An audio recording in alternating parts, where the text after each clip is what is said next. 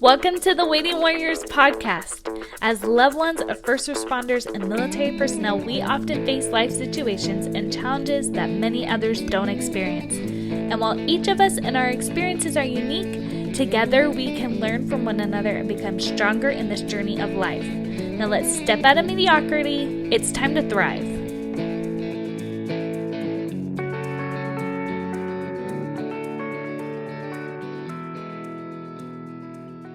Hey, Waiting Warriors out there, welcome to another week of Corona, another week of endless summer, it feels like, and just another week of life. This week, I have Amy with us. Amy is a stay-at-home mom of 3 boys, a business owner of the Tiny Troop soccer company, which we'll talk about at the end, and her husband has been an active duty Marine for 18 years.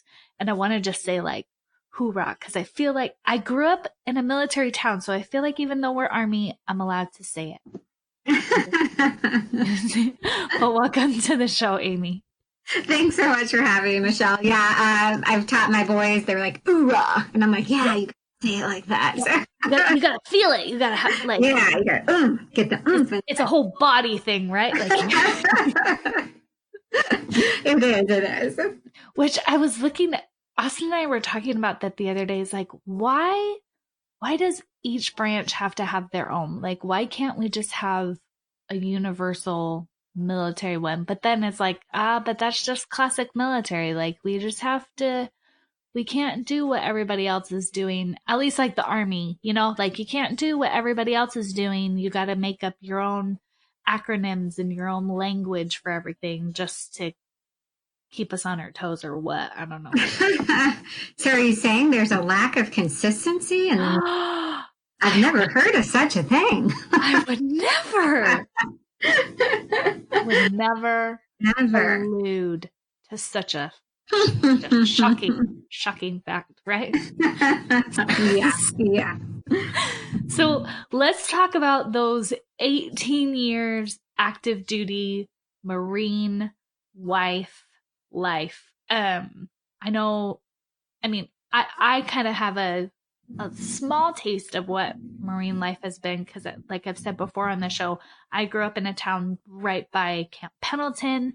And so I love my Marines, but I wasn't in it. So can you give us a taste of what it's like to be married to a Marine? Woo! Well, okay. Loaded. Short, right? I'll try to keep it short. So, yes, he's been in about 18 years. So we're actually kind of nearing the end, which is a whole conversation in itself. But we got married when he was a staff sergeant. So he had 8 years in already. So some of my friends that got married out of high school to their Marine, they're like, "Woo, you got in at a good time," all the super you have to do all these things because you're just starting out rank. So we've been married 10 years now. It has definitely been an adjustment because prior to marrying him, I had no affiliation with the military. And really, I didn't know anything about it besides, you think, oh, I thank those people for their service. That's awesome. Mm-hmm. Thought I always had, which is funny that it's ironic now, is that I don't know how those wives do it. How do they idea? So really those two things are my thoughts about the military. And then lo and behold, I marry a Marine, right? I think I jinxed myself. I marry a Marine. And so now we've been married for 10 years. We just had our 10-year anniversary, and he was not here. He is currently deployed. So, I think everyone can relate to that. I'm not sure how many anniversaries he's been here. Not quite sure at this point, but we've been in it for 10 years, and it was an adjustment for me in a lot of different ways. One was career-wise, because I was always a super focused career person. We didn't get married until we were 28, so a little later in life. So, I did have, my life going, my career going. And so that was a big shift in itself there. Camp Pendleton was actually our first duty station. So I got married, and within a couple weeks, we were off to Camp Pendleton. So that was our first duty station. So it has been, in a very short summary, Michelle, it has been a true adventure. There's been a ton of ups, things like you get to live in Hawaii for 3 years, which I maybe one day I'll vacation in Hawaii, but I actually got to live there for 3 years. So many fun things. And then, there are some lows. The deployment being a main thing, and especially now that we have kids. You mentioned we have 3 boys. So our boys are 8, 5, and 3. So that's a new adjustment this go around, even though we've had, as a couple, several deployments and trainings and schools and separations. But, as the kids are getting older, it's put a new spin on it. So, yeah, a lot of good and some bad. Mm-hmm. I guess you probably couldn't even count, like, the number. Do you have a rough estimate of the number of separations and deployments you've gone through? Man, we actually were trying to add up the time, like the amount of months the other day, and I can't even remember what we came up with. But we've had, I think this is our 3rd or 4th actual deployment that we've been through together, and then I think he's had about 2 or 3 schools during those times, and then, out in the field weeks or months or training months. So a lot. It's a lot. A lot. Which I know, like, for most people, especially when you've been in for 18 years, like, it just is a lot of time, and it's a lot of time separated. With those separations and deployments, though, do you feel like, because you kind of have had, like, multiple phases, right? Like, you had the phase of just married and no kids, and then with kids, but they're younger, and now they're older, and you're going through it. And like you said, like, it's got to be different. What have been some similarities, and then we'll talk about differences later, but what have been, or just all at once, but what have been some similarities and differences between each of those phases and how you've coped or coped well or not so well? Yeah. So some similarities, I guess you could start there. Definitely finding a community. So that ranges from when we first got married. I mentioned we were whisked off to California. He deployed 3 months later. And so literally I felt like I got plucked out of Illinois and just sat down in California by myself. And so a neighbor came over one day and she, knocked, hey, Tina was her name. I'm Tina. Nice to meet you. We're having a potluck this Friday if you want to come. And I'm like, thanks for the invite. And I remember as soon as I shut the door, like, I am absolutely not going. Like, I don't know anybody. Like, no. And, talking like with my mom, she's like, you just have to go. You just have to get out there. And so I don't like to cook. So I was nervous about what to take. Just all sorts of stuff. I find, I did end up going, and that was the best decision that I could have made. That right there made the difference between me sitting at home, depressed, lonely. Do I want to be in this marriage? Versus, I didn't think my life was going to be like this. Versus getting some support, getting some friends, meeting people, being able to talk about this military life with people who are going through it. Because, my friends from home, they don't know, of course they're there to support you and they're always going to be there, but they don't know, nobody knows you're in it.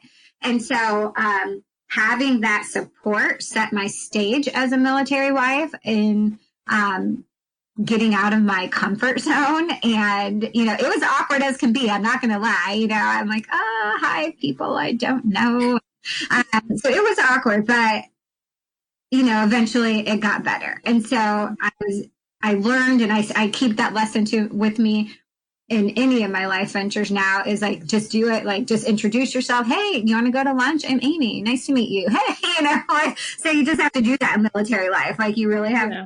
And fast forward to now with the older kids, same thing with community.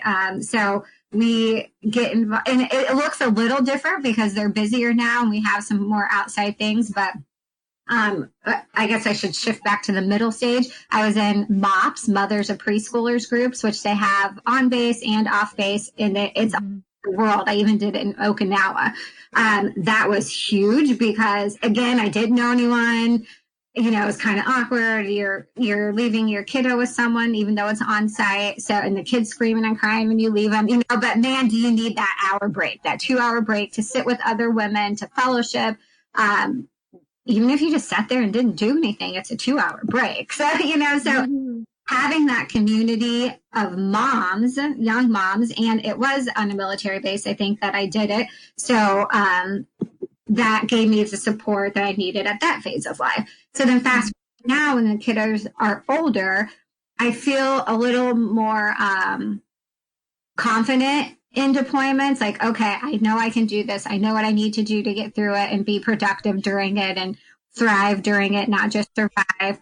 And so it's helped to make, like, my oldest is on the rec soccer team out in town. So we go to those, and then I volunteered to coach. Just, you know, I'm like, I need to meet people. We need to get out here. So just finding ways you can get plugged in into your local community really helps at this stage. So again, similarity would be find community and don't be afraid to put yourself out there to meet new people and make those connections because you need them. We need people are made for relationships. With military relationships are usually taken out of your familiar community and support system and put into one that's completely new where you know nobody. So that's crucial.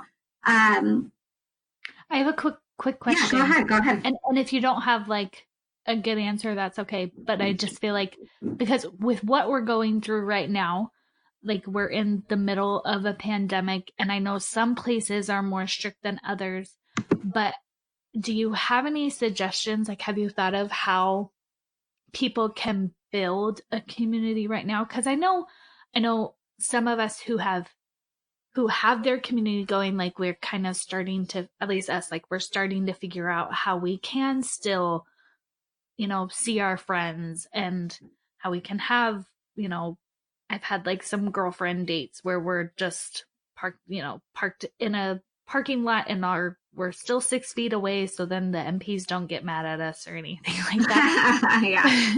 But I feel for those who are PCSing this summer and don't have anybody. Like, do you have any suggestions for those people who are trying to build a community in the middle of a pandemic? Yeah.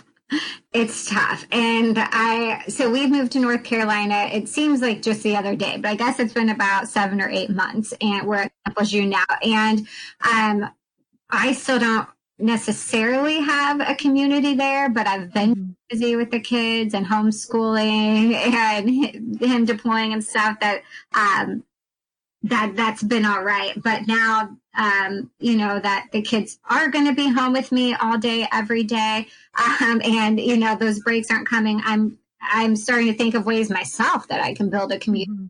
Mm-hmm. And you know, I'm kind of starting out there too, I feel, even though we've been there for a while. And so, one thing is we take walks like every day. Got to get out of the house, get some exercise for everyone. And I always see moms with kids and we might just say, hey, in passing, you know, but this is one of those times where you have to be like, hey, I'm Amy. We live on the street over. You know, I know we're social distancing and stuff, but do you guys maybe want to meet? I mean, you can't quite go to the park, but it might be hard. And we can, you know, you really just have to be creative and reach out to people and just, because if not, right now, especially, like we will be at home, stuck in our houses, literally not speaking to anyone besides our kids and maybe our partners, right? So you have to find these small groups of people that you can do things with. There's also, you know, a lot of groups online that you can find in the Facebook groups that they're having little meetups. So if you're comfortable with something like that, again, maybe just one or two other families and you can do something with there. So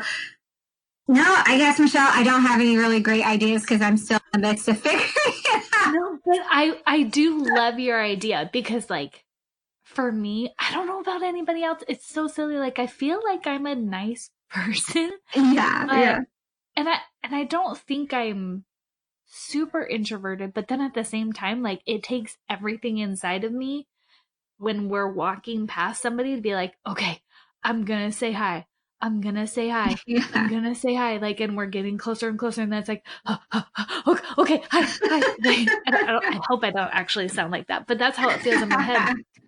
And I've talked before on the podcast how we need to do that, but now you're kind of giving us the next level. Like, that is your chance. And if you blow it the first time, that's okay. Like, don't beat yourself up about it, but just the next day you're on a walk, like actually talk to somebody. And it's like, it seems so little, but I know at least for somebody like me, like that is solid advice. Do you know what I mean? Like it doesn't just come naturally to anybody. So Yeah, it doesn't. And you're going to feel nervous. You're going to feel awkward. We always say making friendships when we're older in life is like dating again. Like you have the surprise as you're walking up, like you said. And you just, like I said, just have to put yourself out there and see what happens. And you're going to sound weird and they may think you're weird, but hey, you may get a friendship out of it, And I will say, if you miss that first time, I have, this is kind of embarrassing, but like, kind of like stalked a little bit, like, okay, I walked the neighborhood at like 5 yesterday. Let's head back out at 5. And like, I'm going to talk to her this time. So, pump yourself up to do it.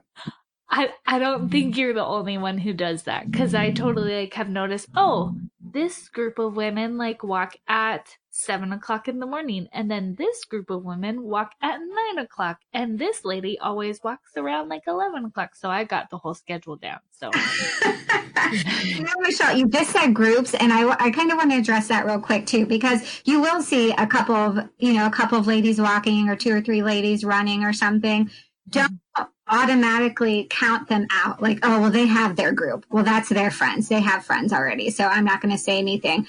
I know it's a little more intimidating to approach a group, but I almost guarantee you they would be like, yeah, sure, come on, or we're going to run tomorrow, at 9, or we go walking here, come on, so you just, even them, approach them, or if you see a group sitting together at picnic tables, just do it. Get up your courage and go and sit. And even if you're, hey, I'm Amy. We just moved in a year ago, and I haven't really met anyone, so I know this is kind of weird, but I just wanted to come say hi and introduce myself, or bring your kids over as a buffer, or your kid to run over there or something. So you have a reason to go over there. But anyhow, don't be afraid of the groups. Even if you're like, oh, they have their friends, there's 3 people, that's a clique. You just made up that clique in your head. So until you know that for sure, don't use the term clique. It's a group of women that I'm sure would be happy to welcome you. Yeah, that's awesome.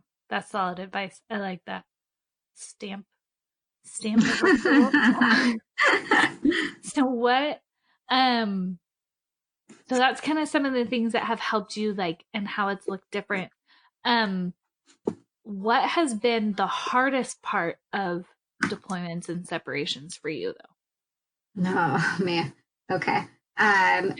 Do you want to talk about the dead bird? Literally a whole dead bird in my car the first day he deployed this last time, or that's no. But I'm not a whole nother story, but no joke. And there was bird poop all over. I don't know if you want the story, let me know. But anyhow, hardest parts.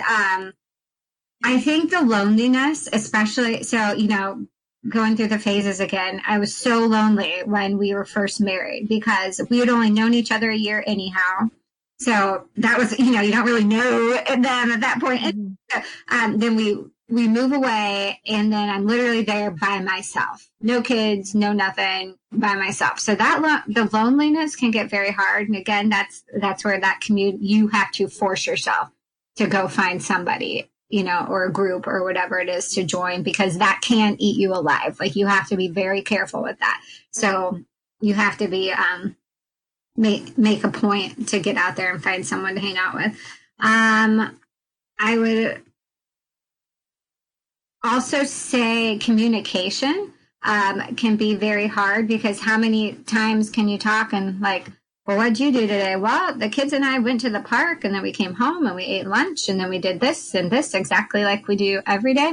And you do. He's like, went to work and Yep, watching a movie now worked out. Yep, and that's literally what it is for 6 months, right? And so communication can be hard. And what one thing we've found that's fun that I don't, okay, I say it's fun. I don't think my husband is like, yeah, I want to do this, but he does it anyhow. He knows what's good for him, right? So we always trying to find a study to do together, like a joint book or something like that where, we both can read and then we have something to email back, even if we don't talk on the phone, because it's okay to not talk on the phone all the time. I'll tell you guys that. Mm-hmm. At first, I was glued to my phone every time he was gone. Like I have to answer this and I have to be there. But now it's like, okay, we can let a few days go and that's okay. It gives us a little bit something to talk about when we do chat. So, we'll email back and forth. And that negative, this hard thing about communication has actually turned into a positive for Brandon and I, because we tend to communicate our feelings even deeper, like via email and when he's like trillions of miles away versus if he was sitting right in front of me and we were speaking to each other. So anyhow, that communication part kind of is hard. It is. But once you kind of get in your groove and learn what works for you as a couple, it can become a good thing. Yeah. How do you deal with the loneliness and like longevity, just like how long they take my gosh. Yeah. And how much time, like you said, like you're going on your third or fourth actual one. He's been to multiple schools. Like when you add up that time, it's years. Do you know what I mean? Like it is literally years. It's not, he's going on a business trip for a few days, which I know is hard for some people, but like what we're talking about is years. What do you do with that time? Yeah. So you definitely have to think of it in smaller parts or it's going to seem like it's like forever, literally. Right. So, okay. So one thing I say, and it's actually pretty silly, but it works for me is I find TV shows that I like during this time and I kind of use those as markers. So I'm like, oh, on Monday, I know I watch, I used to watch Biggest Loser a lot, say Biggest Loser. And so, so I know next Monday, kind of subconsciously, I'm like, another week's passed. And it gives me a little something to look forward to. So I do look for my weekly TV show. So that's one thing that helps pass it. Before kids, I looked up the local Parks and Rec department and they had a belly dancing class. And this was when I knew no one, had no friends. I signed up for that. And that was super fun. And even though it was awkward, because I went by myself and I was driving in this new city off base, all these scary things at first, that helped pass the time because one, it was kind of fun. It was something for me to do. And again, I knew each week, okay, I have that next week and I have that next week. So just having something to look forward to in smaller chunks of time really helps the time to go by quickly. Yeah.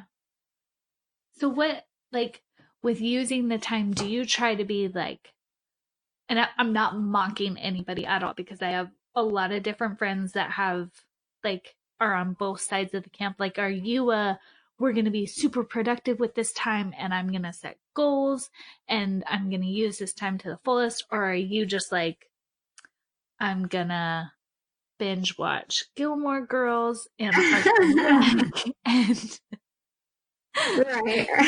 what has helped you cope? Because that is what it is about. It's like I know what helps me personally, but what helps you? Yeah. So I would say, Michelle, I'm in the middle. Mm-hmm. So I get that some people need to set goals and that helps them pass the time. And that's a great tool to use. That really is.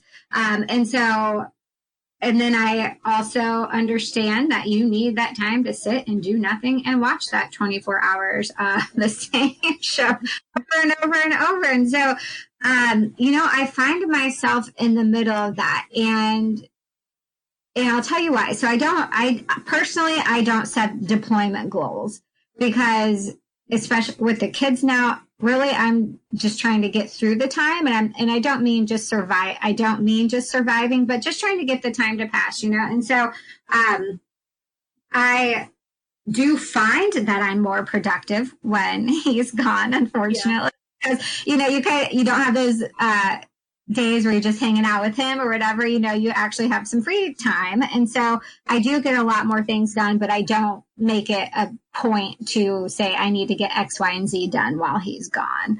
I feel like I give myself freedom to go in waves, like if one week I'm feeling motivated, hey, I might get a bunch done. And the next week, I don't feel like really doing anything or changing out of pajamas, and I'm okay with that too. So I think you need to give yourself grace and space to do both. You don't have to be in one camp or the other. Like, your feelings change daily with deployment, and that's fine and that's expected.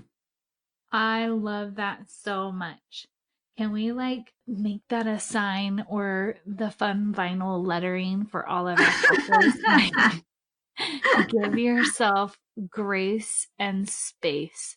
That is awesome because I think that that is kind of what I struggle with.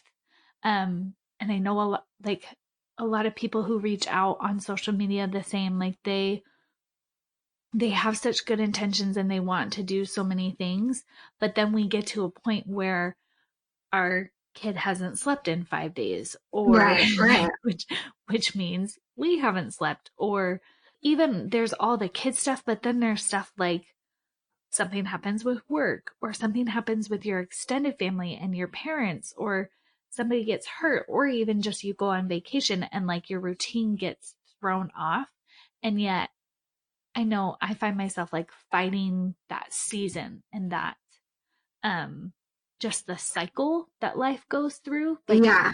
I think sometimes I think that a deployment is just this big thing and I have to get through it. But every time I talk to somebody like you that's talking about this, it's yeah, there are a whole bunch of cycles and we have to let Yeah. ourselves flow through them or we're really gonna just struggle.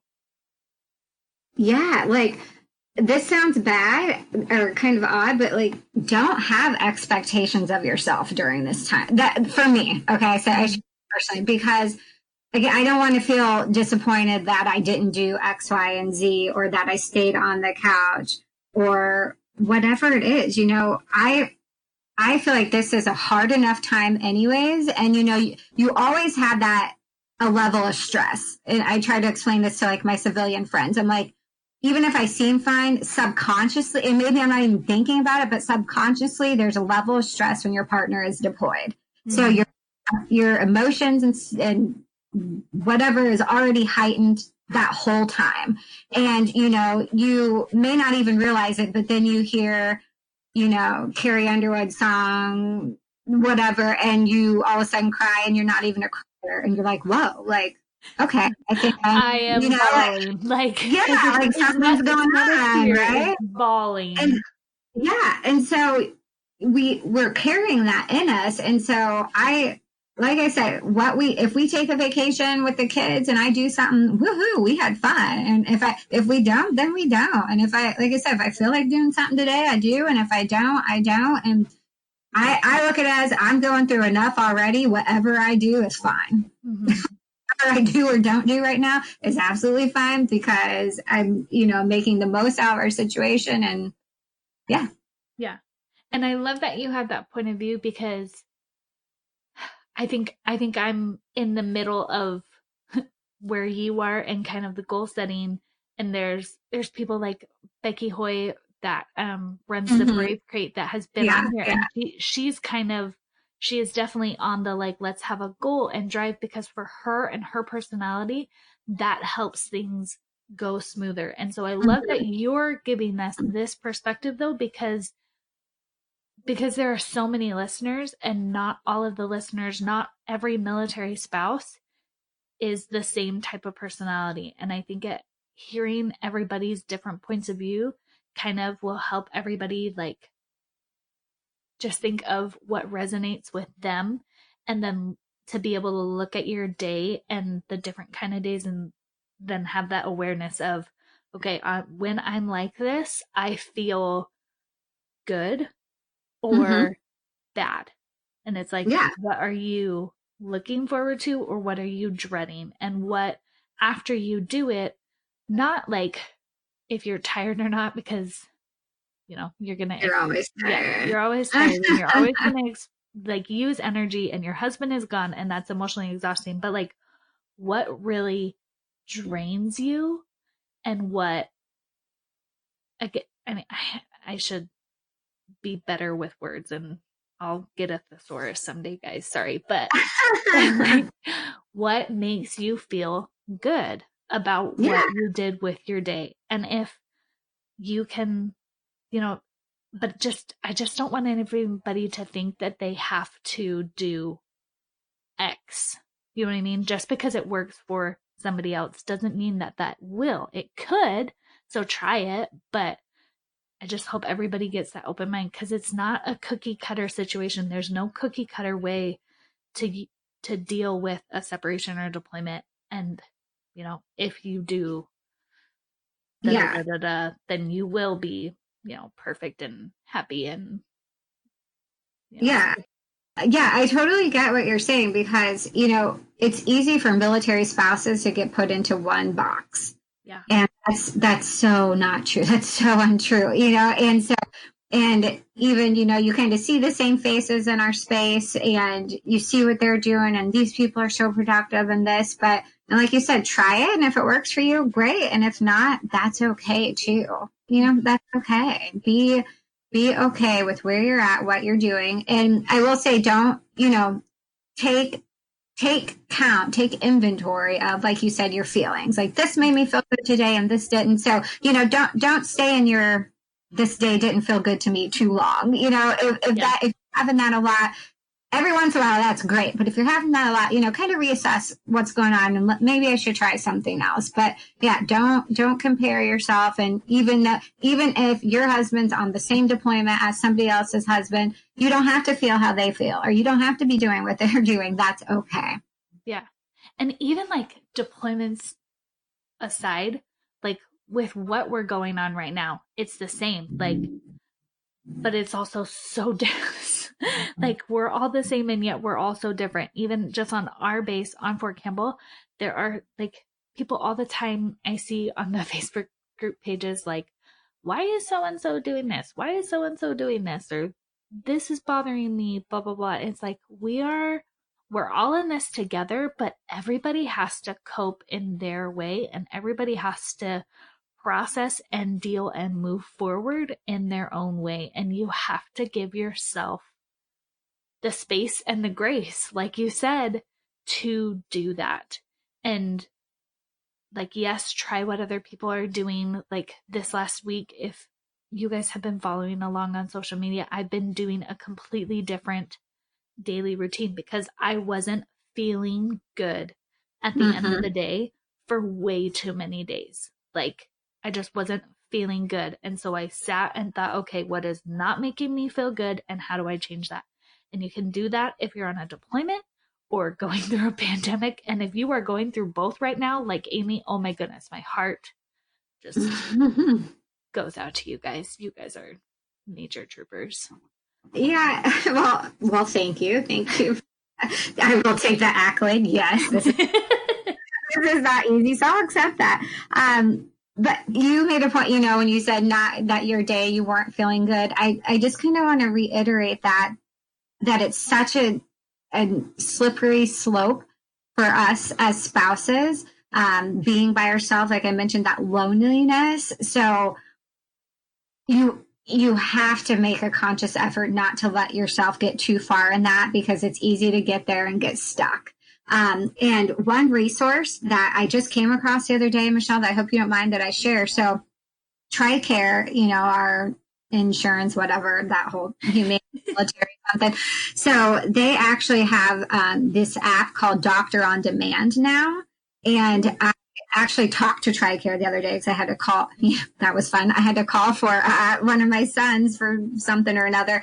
And if you go to their website, there's a doctor on demand thing. And so I asked them specifically, I'm like, so any of us as dependents can use this? And they said, yes. And I said, and it's covered by TRICARE. And they said, yes. So and there's not even a copay right now. So if you have TRICARE, you can use this doctor on demand for yourself or your kids. And it has mental health as well. So you can get free counseling appointments from this doctor on demand, and you set it all up. You have to, enter your sponsor social and all this stuff, but then you can choose from doctors. You can choose. And I said, okay, so when do we have to pay, or when is this going to change? Because she said it's currently a pilot program. And she said throughout the pandemic, it's free for sure. And then they're going to see how many people use it and how effective it was. And she said just after, when things start slowing or getting back to normal, to just double check their website to make sure that it is still covered and it is free. But for now, I recommend that to everyone to go counseling. Counseling was one thing. I never scoffed at it, but I had never felt the need to go until like the last 5 years. And at one point I'm like, I need to talk with someone, and that is so okay. And now, especially that you can do it from your home, talking to someone on the phone that can help out. Like, I think that's great. Yeah. Oh my goodness, guys. Like, please use this. Please. And even if you're not like, well, I'm not super depressed, I'm not suicidal, or I'm not whatever the big things are, like my kid isn't throwing things at me every day. I don't know. Yeah.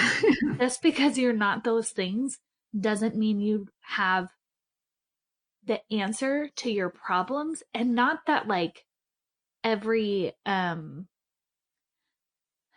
just because somebody's a doctor means they do have every answer, but I do know that they are educated. And with our experience of using counselors and therapists and stuff, it's like most of the time you do have the answer, but it's so deep in you that it's hard to see it. And they are trained to help you figure it out, not not always prescribe you with like, well, your child is coping this way, so if you just do XYZ, they help you formulate the plan for yourself. And it's awesome. I know I talked while Austin was deployed, like we had a lot of struggles with our oldest daughter. Like, she just was having a really hard time. She has a really hard time when her dad leaves, and we kind of have this authority shift struggle, like it's almost like she can feel the vacuum of like, oh, dad's gone, so let's challenge mom and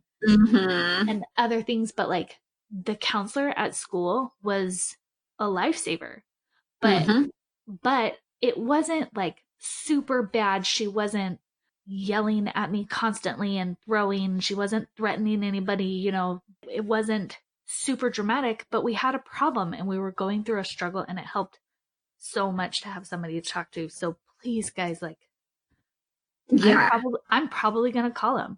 You know what I mean? Because like I'm having a hard time right now with Corona. I hate this, and I'm losing so many things, and so many, like, I feel like I'm mourning the loss of a life that was. And I know that may sound dramatic to other people. I kind of don't care, because that's just what I'm feeling, but like, but and I don't think it sounds dramatic to other people. And even like you said, even if it did, who cares, right? That's how you feel, and that's how you feel. You don't have to make excuses for it. And you made a good point. You don't have to have this huge problem to talk to a counselor. You don't have to be like, oh, I'm on the brink of divorce, or oh, my kid's being crazy. You don't even have to know what you want to talk about. So in my situation, I called and I had to leave a message, which of course I almost chickened out of that, right? And so then when she called back, so this wasn't my doctor on demand. This was prior to that. So when she called back, I was kind of like, well, I just, we just moved from Hawaii, and I'm pregnant with my third that we did not plan for, and we're in temporary housing and this and that and that. But you know what? It's fine. Like, I'm fine. I don't really need to talk with anyone. And she goes, stop right there. She goes, even though you didn't like list a specific problem, she's like, that's a lot and that's okay. Like you don't have, she's like, that's a lot and it's okay. You don't have to have a specific thing. And so, I actually only went probably 5 times, Michelle, and I couldn't even tell you what we talked about. I was so nervous, like, what am I going to say? And what, but you don't even have to think about what to talk about. Like you said, they are the experts at just talking and it starts to come out. Like you said, you kind of know, you just don't know that you know.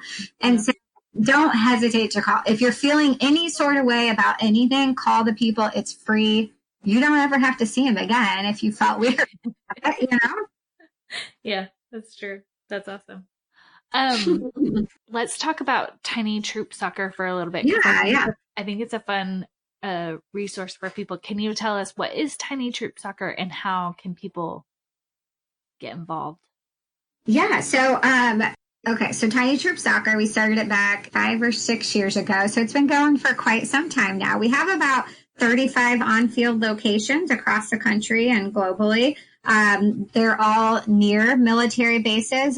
There's a handful that are on base, but most of them are just off base at like a local park. So usually with only 5 or 10 minutes within base, or outside of base, excuse me. And we service ages 1 through 9. So our 1 through 5-year-olds are on field or virtually, and our older kids, the 6 through 9, are all virtually as of this point. But we are actually going to start doing some on-field stuff for them because of Corona. We want to give some opportunity as well. So we do developmental soccer lessons. So we are there to especially for younger ages, help your kiddo learn how to listen in a group and learn how to interact with other kids. Because a lot of times Tiny Troop Soccer is their first anything outside the home, and we get that. Yeah. So we're trying to introduce them to play, gain a love for play, of course, hopefully a love for soccer, and just to get some physical exercise. And it's so important to our kids to have that physical exercise. And that also makes that mental health connection, because especially our military kiddos, they have a lot of stuff going on. You and I just talked for 30 minutes about how hard it is for us. And we're adults who have tools.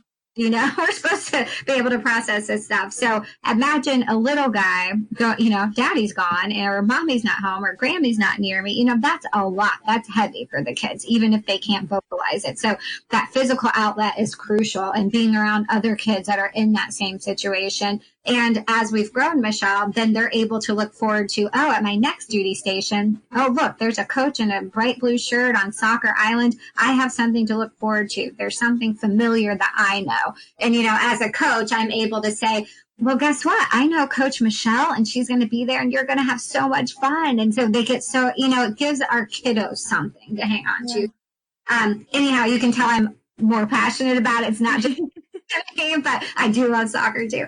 So, anyways, you can find us at tinytroopsoccer.com. Currently, we do have a we have about 8 locations that are able to run. We do have our social distancing guidelines in place, but we have small groups. It's 8 or less anyhow. So we welcome all kids to come out to that. We do have our interactive virtual sessions going on as well. And that's a year-round thing now, that your kiddo gets on. It's not just watching a YouTube video of soccer. It's me, or one of my coaches actually talking to them and giving them some feedback and interacting. The community and communication that they miss, you can still do it right in your living room, or some parents set their phone up outside and the kiddos are outside while we're teaching them. So we invite anyone to join us in our interactive virtual sessions or on field, and you can find us at tinytroopsoccer.com. We are on Facebook and Instagram as well. And yeah. That's awesome. I seriously love it. Oh, Michelle, I also wanted to say, so we also employ mainly military spouses, not solely, but mainly. And so we have employed over 100 to date. So we're super proud about that. Yeah. And so we're always looking for coaches. So really anywhere you're located, if you've played soccer before, you love kids, you're looking to make a little extra income, I would love to have you reach out to me and we can look to get you on the team. Ooh, double whammy. So those are you want something for your kids, but then also if you want a little side job, that is awesome. I love that Yeah. you do both of those things. Last question. Yes, ma'am. Love to end with, what is your key to thriving that you want to share with your fellow waiting warriors? Whew, my key to thriving. So this goes back to my faith, Michelle. So it's super important to me to have a daily devotional time where I'm able to focus on God and what He is dictating for my life that day and in that the season that I'm in. And I always notice when I do it and when I don't. Like later in the day, I'm like, oh, I didn't do that. And I'm like, kind of makes sense to me. So there's a couple of apps that I use. One is called The First Five, and that's an app through Proverbs 31 Ministry. And they always just have different studies going on. And it's the five means 5 minutes. They get that we're busy people and busy moms, a lot of us. And so, you can get a 5 minute devotional in, or there's one that's called She Reads Truth. But that's one thing, if I'm kind of in a funk at a duty station or something, my friend's like, have you found a soccer league to play on yet? And I'm like, no. And she's like, do you have a church yet? And I'm like, no. And she's like, you need those two things. And so I'm like, you're right. I don't know why I haven't done that yet. So that's one thing that's important to me that really does help keep me going. Yeah. I love it. And I love that you know what you need. Mm-hmm. Like Mm-hmm. that you need church and you need a soccer league. Yeah. And it's like, that's not going to be the same for everybody, but you know what you need. And when you know what you need, which I know you've gotten from like doing those things and like we talked about before, like looking at how you're feeling. But I totally just spaced what I was about to say. So sorry. But yeah, search those. Good job. Like, I know that I like to play in soccer leagues still. And, my body surely does not get used to, but I still enjoy doing it, right? So I'll just Google when I go to a place or, get on the local, like the city Facebook pages, call the Parks and Recs department. I've done that and just said, hey, do you have an adult league? And yes, again, but we're used to this as spouses. You go, you don't know anyone. Everyone else has known each other for years. Like it's the awkward experience at first, but then you start to get to know people in town. You're doing something you love. And even if you don't know, like you said, I know that I need church and soccer. Those are two of the things I definitely know I need. Even if you don't know, take the belly dancing class. I didn't know I needed dancing class, right? So just go and do something. Like I'd never done that before. I didn't know if I would like it or not, but I was like, sounds kind of interesting. Literally have nothing else to do. It's going to be 8 weeks. That's 8 weeks of time pass. Sign me up. So I love it. And especially it's like, what's the worst that could happen? The worst that could happen is that you hate it, but then you know that you don't like it. And so, but you also learned how to move your belly, like how to belly dance. So that's really the worst that could happen. Maybe somebody could laugh at you, but it's probably somebody you will never see ever again. And then you go home and then you are like, okay, well, it's not that thing. So let's try the other thing. So it's really, you can do it. Yeah. You go home and that belly dancing skirt thing stays in your closet. Your husband's like, hey, show me some of those belly dancing. So I'm like, no, that was for me, not you. Like, nope. So whatever. Take it or leave it, right? But it passed the time when I needed it, and so be it. That is so That's a true story too. That's true. I love it. Well, Amy, thank you so much. I love what we talked about. Guys, go check out the TRICARE doctor thing. I know I'm gonna look into it right now.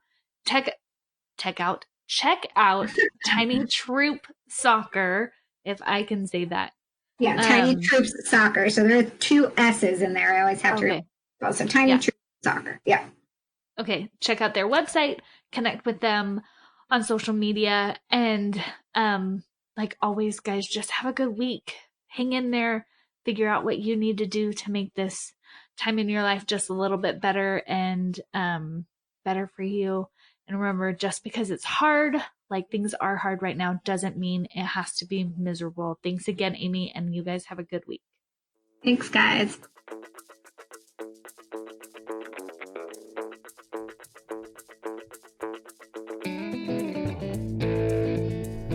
Hey, fellow Waiting Warriors.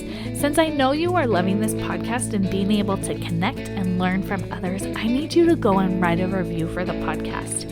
Even just a rating with the stars really helps people find this podcast. And the more people listening means the more people thriving, which is truly my ultimate goal for all of you.